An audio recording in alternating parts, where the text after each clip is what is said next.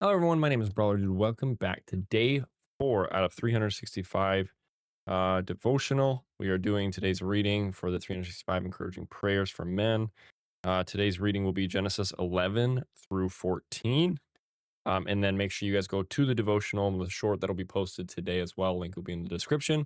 Go check that out after you listen to the reading. I do have my Bible here. It's my first time doing it at my desk, but I've got my Bible here so that way I'm reading here, but I'll have it on the screen as usual. So follow along. Genesis chapter 11.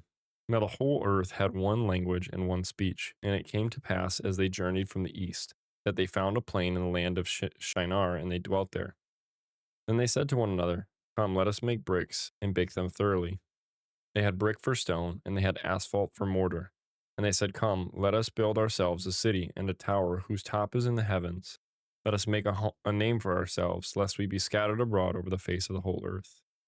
But the Lord came down to see the city and the tower which the sons of men had built. And the Lord said, "Indeed, the people are one, and they all have one language. And this is what they begin to do. Now nothing that they propose to do will be withheld from them. Come, let us go down there, and there confuse their language, that they may not understand one another's speech." So the Lord scattered them abroad from there over the face of all the earth, and they ceased building the city. Therefore its name is called Babel, because there the Lord confused the language of all the earth. And from there the Lord scattered them abroad over the face of all the earth. This is the genealogy of Shem.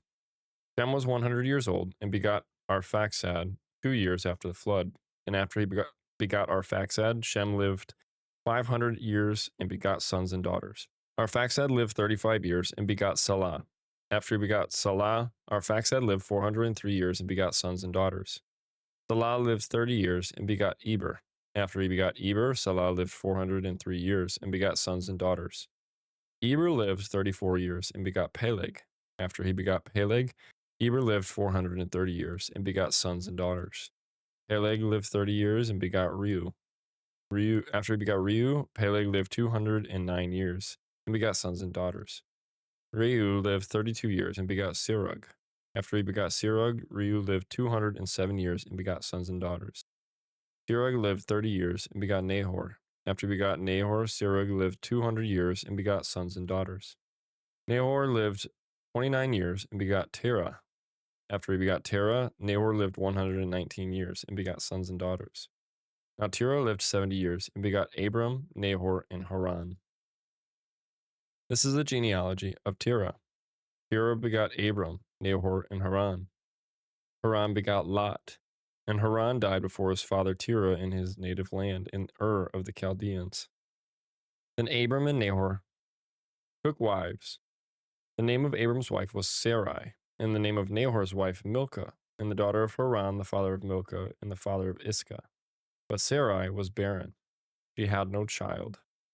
And Terah took his son Abram and his grandson Lot, the son of Haran, and his daughter-in-law Sarai, his son Abram's wife, and they went out with them from Ur of the Chaldeans to go to the land of Canaan. And they came to Haran and dwelt there. The days of Terah were 205 years, and Terah died in Haran. Genesis chapter 12. Now the Lord said to Abram, "Get out of your country, from your family, and from your father's house, to a land that I will show you. I will make you a great nation. I will bless you and make your name great, and you shall be a blessing. I will bless those who bless you, and I will curse him, and I will curse him who curses you. And in you all the families of the earth shall be blessed." So Abram departed as the Lord had spoken to him, and Lot went with him. And Abram was 75 years old when he departed from Haran. Then Abram took Sarai his wife, and Lot his brother's son, and all their possessions that they had gathered, and the people whom they had acquired in Haran, and they departed to go to the land of Canaan. So they came to the land of Canaan. Abram passed through the land to the place of Shechem, as far as the terebinth tree of Moreh, and the Canaanites were in the land. Then the Lord appeared to Abram and said, "To your descendants I will give this land." And there he built an altar to the Lord who had appeared to him. And he moved from there to the mountain east of Bethel, and he pitched his tent with Bethel on the west and Ai on the east. There he built an altar to the Lord and called on the name of the Lord. So Abram journeyed, going on still toward the south. Now there was a famine in the land, and Abram went down to Egypt to dwell there, for the famine was severe in the land. And it came to pass, when he was close to entering Egypt, that he said to Sarai his wife, "Indeed, I know that you are a woman of beautiful countenance. Therefore it will happen, when the Egyptians see you, that they will say, 'This is his wife,' and they will kill me, but they will let you live. Please say you are my sister, and that it may be well with me for your sake, and that I may live because of you." So it was Abram, when Abram came into Egypt, that the Egyptians saw the woman, that she was very beautiful. The princes of Pharaoh also saw her and commended her to Pharaoh. And the woman was taken to Pharaoh's house. He treated Abram well for her sake. He had sheep, oxen, male donkeys, male and female servants, female donkeys, and camels. But the Lord plagued Pharaoh and his house with great plagues because of Sarai, Abram's wife. And Pharaoh called Abram and said, "What is this you have done to me? Why did you not tell me that she was your wife? Why did you say, 'She is my sister'? I might have taken her as my wife. Now therefore, here is your wife. Take her and go your way." So Pharaoh commanded his men concerning him, and they sent him away with his wife and all that he had. Genesis chapter 13. Then Abram went up from Egypt, he and his wife and all that he had, and Lot with him, to the south. Abram was very rich in livestock, in silver, and in gold. And he went on his journey from the south as far as Bethel, to the place where his tent had been at the beginning between Bethel and Ai, to the place of the altar which he had made there at first. And there Abram called on the name of the Lord. Lot also, who went with Abram, had flocks and herds and tents. Now the land was not able to support them, that they might dwell together, for their possessions were so great that they could not dwell together. And there was strife between the herdsmen of Abram's livestock and the herdsmen of Lot's livestock. The Canaanites and the Perizzites then dwelt in the land. So Abram said to Lot, "Please, let there be no strife between you and me, and between my herdsmen and your herdsmen, for we are brethren. Is not the whole land before you? Please separate from me. If you take the left, then I will go to the right. Or if you go to the right, then I will go to the left." And Lot lifted his eyes and saw all the plain of Jordan, and that it was well watered everywhere, before the Lord destroyed Sodom and Gomorrah, like the garden of the Lord, like the land of Egypt, as you go from toward Zoar. Then Lot chose for himself all the plain of Jordan, and Lot journeyed east, and they separated from each other. Abram dwelt in the land of Canaan, and Lot dwelt in the cities of the plain, and pitched his tent even as far as Sodom. But the men of Sodom were exceedingly wicked and sinful against the Lord.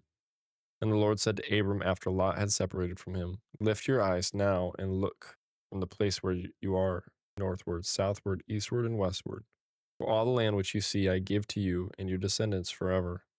And I will make your descendants as the dust of the earth, so that if a man could number the dust of the earth, then your descendants also could be numbered. Arise, walk in the land through its length and its width, for I give it to you." Then Abram moved his tent and went and dwelt by the terebinth trees of Mamre, which are in Hebron, and built an altar there to the Lord. Genesis chapter 14.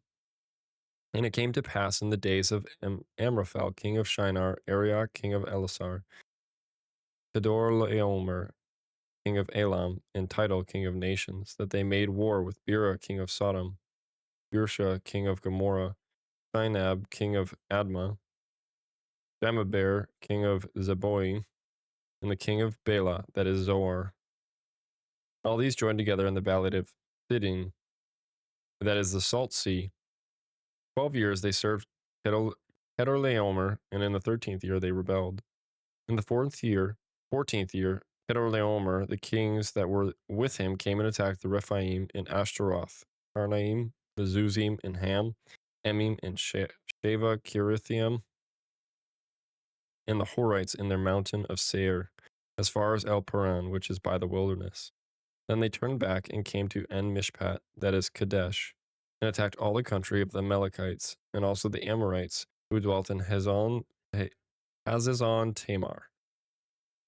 And the king of Sodom, the king of Gomorrah, and the king of Admah, the king of Zeboim, and the king of Bela, that is Zoar, went out and joined together in battle in the valley of Siddim against Kedorlaomer, king of Elam, Tidal, king of nations, Amraphel, king of Shinar, and Arioch, king of Elasar.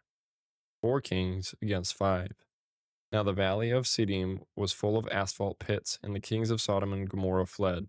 Some fell there, and the remainder fled to the mountains. Then they took all the goods of Sodom and Gomorrah and all their provisions and went their way. They also took Lot, Abram's brother's son, who dwelt in Sodom, and his goods, and departed. Then one who had escaped came and told Abram the Hebrew, for he dwelt by the terebinth trees of Mamre, the Amorite, brother of Eshcol and brother of Aner, and they were allies with Abram. Now when Abram heard that his brother was taken captive, he armed his 318 trained servants who were born in his own house, and went in pursuit as far as Dan. He divided his forces against them by night, and he and his servants attacked them and pursued them as far as Hobah, which is north of Damascus. So he brought back all the goods, and also brought back his brother Lot and his goods, as well as the woman and the people.